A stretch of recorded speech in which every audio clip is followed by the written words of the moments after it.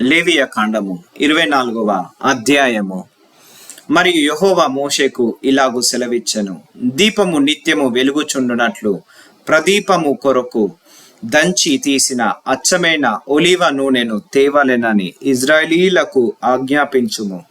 ప్రత్యక్షపు గుడారములో శాసనముల అడ్డతెరకు వెలుపల అహరోను సాయంకాలము మొదలుకొని ఉదయము వరకు అది వెలుగునట్లుగా యెహోవా సన్నిధిని దాన్ని చక్కపరచవలెను.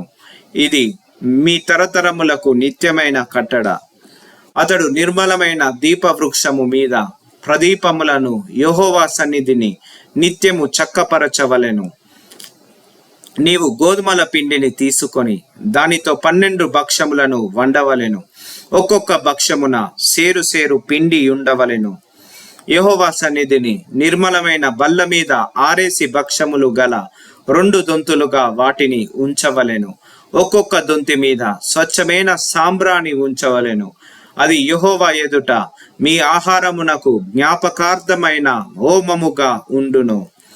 యాజకుడు ప్రతి విశ్రాంతి దినమున నిత్య నిబంధనను బట్టి ఇజ్రాయేలీల యొద్ద దాన్ని తీసుకొని నిత్యము యెహోవా సన్నిధిని చక్కపరచవలెను.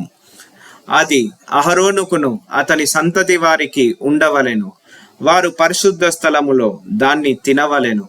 నిత్యమైన కట్టడ చొప్పున యెహోవాకు చేయు హోమములలో అది అతి పరిశుద్ధము. ఇజ్రాయేలీయురాలకు ఒక స్త్రీకిని ఐగుప్తీయుడకు ఒక పురుషునికిని పుట్టినవాడొకడు ఇజ్రాయేలీల మధ్యకు వచ్చును.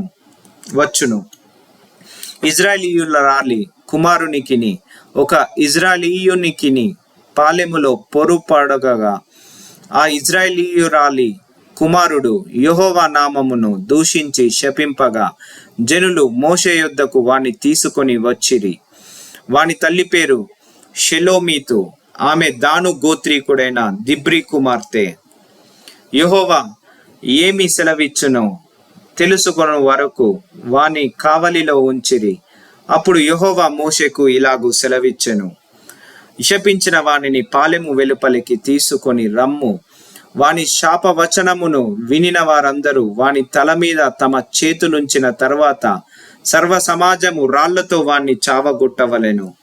మరియు నీవు ఇజ్రాయేలీలతో ఇట్లనము, తన దేవుణ్ణి శపించువాడు తన పాప శిక్షను భరింపవలెను. యెహోవా నామమును దూషించువాడు మరణ శిక్ష నొందవలెను. సర్వ సమాజము రాళ్లతో అట్టి వాణిని చావగొట్టవలెను.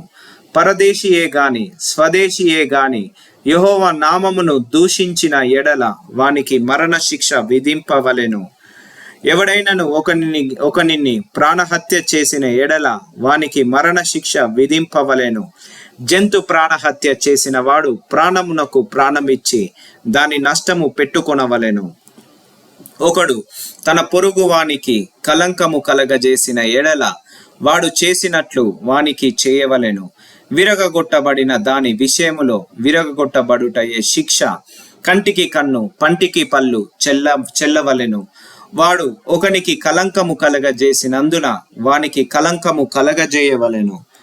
జంతువును చావగొట్టిన వాడు దాని నష్టమునిచ్చుకొనవలెను. నరహత్య చేసిన వానికి మరణ శిక్ష విధింపవలెను.